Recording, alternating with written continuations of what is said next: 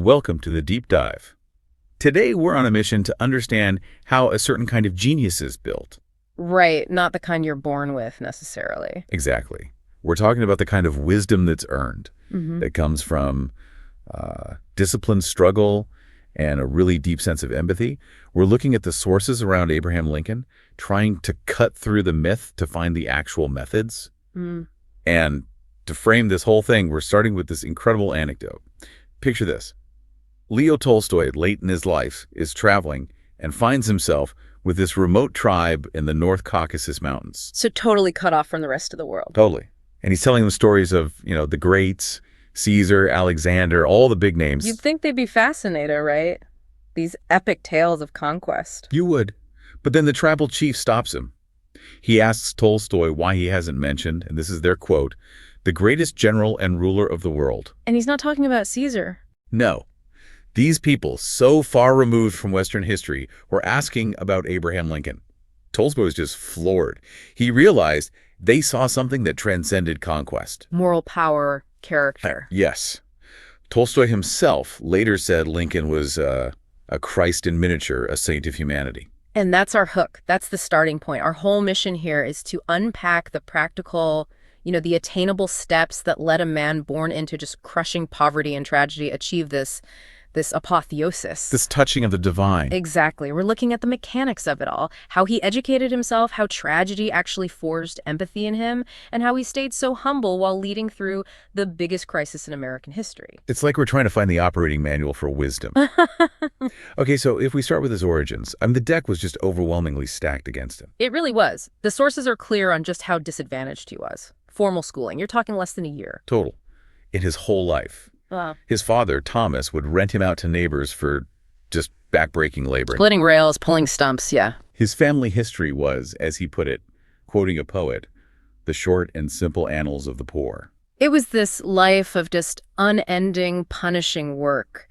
But the fight wasn't just against poverty. It was kind of against the suppression of his own mind. And that's where it gets really interesting, because knowledge wasn't just hard to come by. It was actively fought against. Yeah.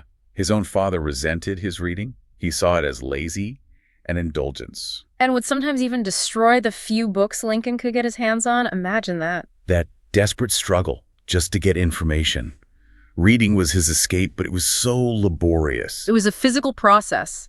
The sources say when they couldn't afford paper, he'd write down passages he liked on old wooden boards. With charcoal. With charcoal, and then shave it clean and start over. So how did that physical act of transcribing, of literally scratching knowledge into wood, how did that shape how he thought? Well, it forced this incredibly meticulous way of learning. He couldn't just skim a book. Yep. He had this method. After he read or heard a new idea, he couldn't sleep until he'd broken it down, said it over and over, and put it into language, as he said, plain enough for any boy to comprehend. So that process fixed the idea in his mind. It wasn't just memorized, it was understood. Deeply. Which brings us to that famous metaphor he had for his own mind. Oh, yeah. My mind is like a piece of steel. Very hard to scratch anything on it and almost impossible thereafter to rub it out.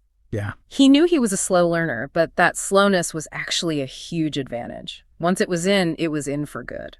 And you can't separate that mental toughness from his physical discipline. Absolutely not. That was the foundation that let him endure the Civil War. There's that great story from when he was in the White House. He's 56 years old. Already carrying the weight of the entire country. Right. And he picks up a 7-pound axe, a really heavy tool, and just holds it straight out, parallel to the ground, arm perfectly still. And all the younger, stronger soldiers around him, they try to do it. And none of them can. That physical discipline from his youth, it's the same thing that let his iron frame carry the enormous burdens of the presidency without completely breaking. Okay, so discipline is the foundation.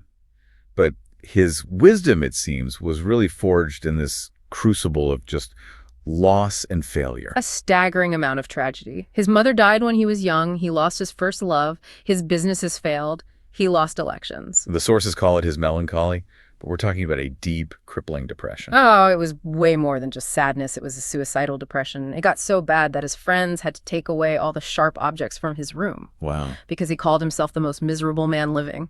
He was completely broken. And yet it's right then, when he's at his absolute lowest, that he has this experience that just completely transforms his purpose. Tell us about that Koffel sighting. He was traveling and he saw a coffle of slaves, all chained together being transported south. Chained precisely like so many fish upon a trot line. That's his phrase. And that sight, he said, it became a continual torment for him.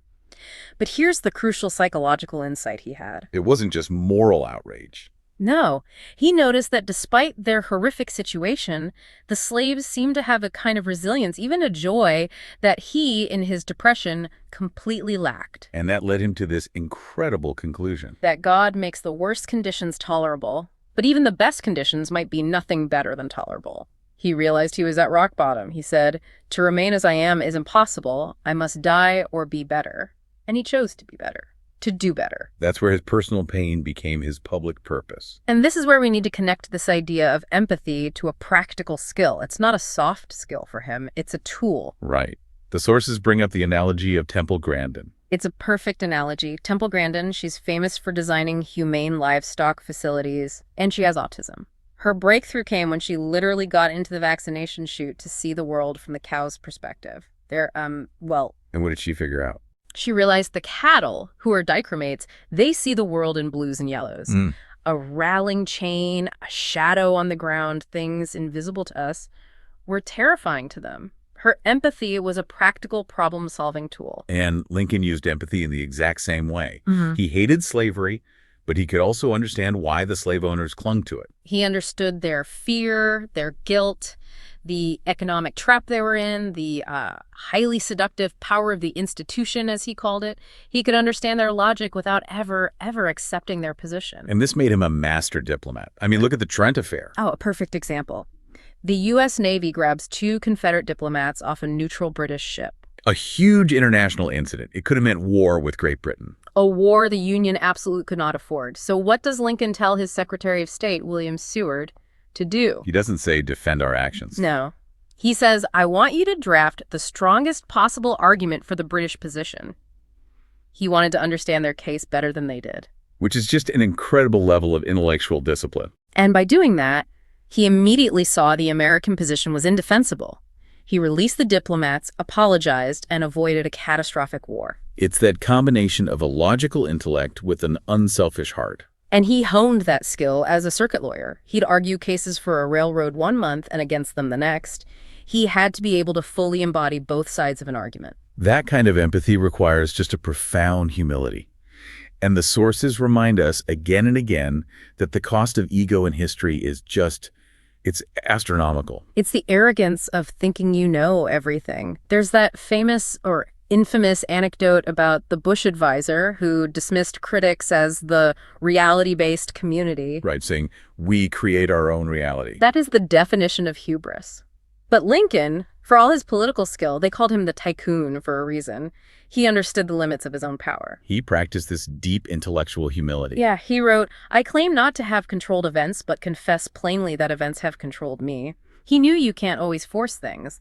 Sometimes you have to wait for the world to be ready. And he always kept the mindset of a student, even at the height of his power.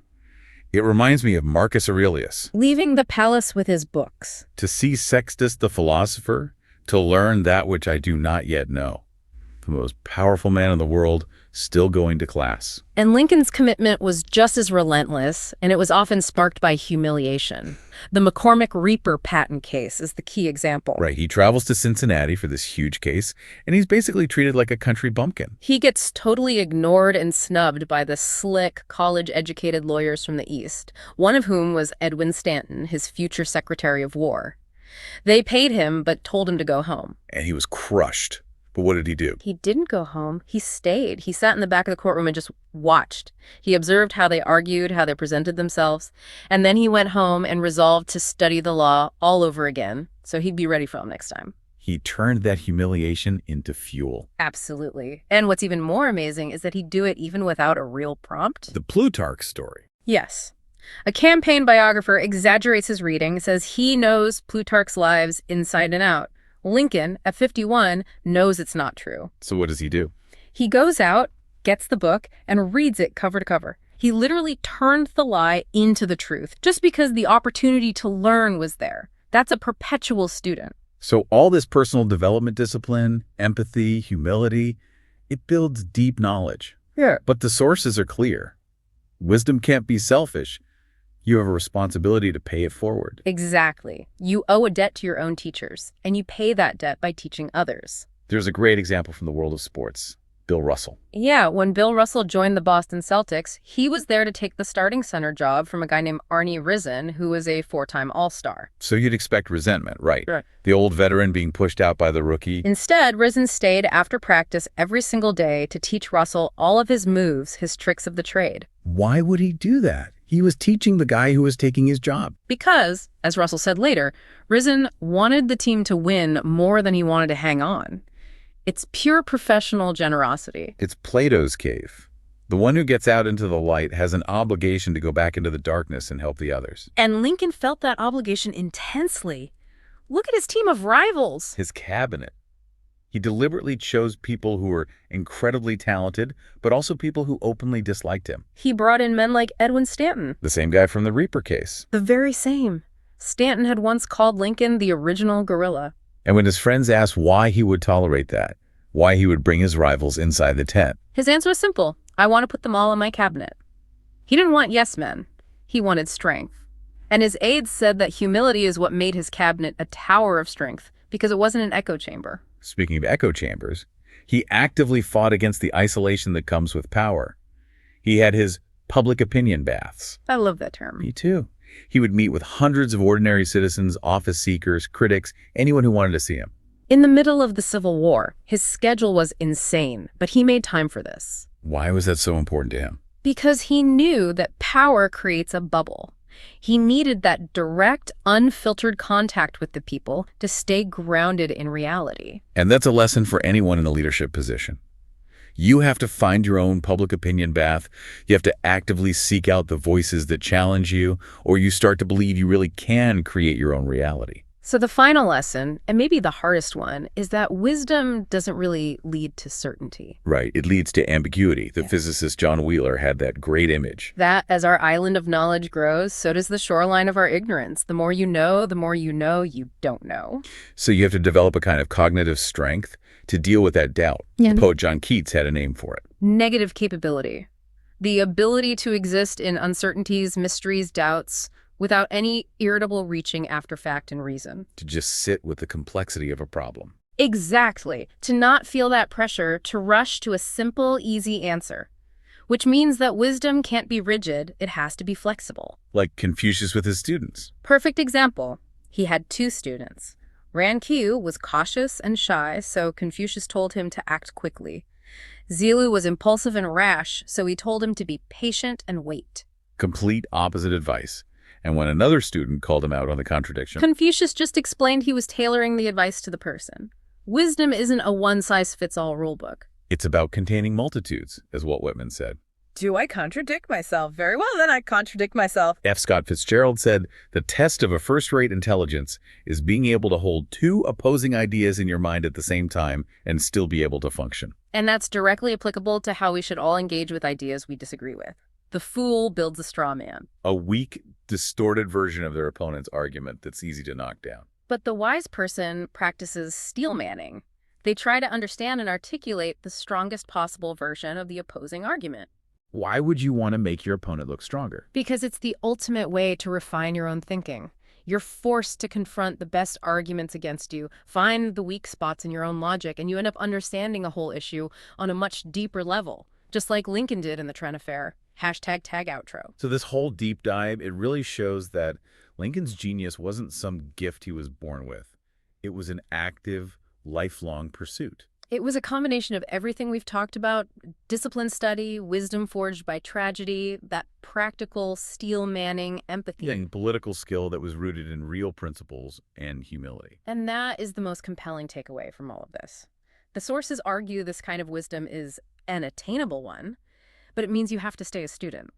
Always. It means going back to things you read or learned long ago because your own life experience changes your understanding. Like Yusuf Islam, who was Cat Stevens, re-recording Father and Son decades later. The lyrics are the same, but the meaning is so much deeper because now he's lived both sides of that conversation. He's been the son and he's been the father. Exactly. So the challenge for you, for anyone listening, is to never stop that process. Never stop questioning your own certainties. We'll leave you with that powerful Latin proverb that sort of sums up this whole balancing act. Dice quasi semper victorus. Learn as if you were going to live forever. Vive quasi cras moriturus. Live as if you were going to die tomorrow. Stay curious, stay humble, and keep digging. We'll see you on the next Deep Dive.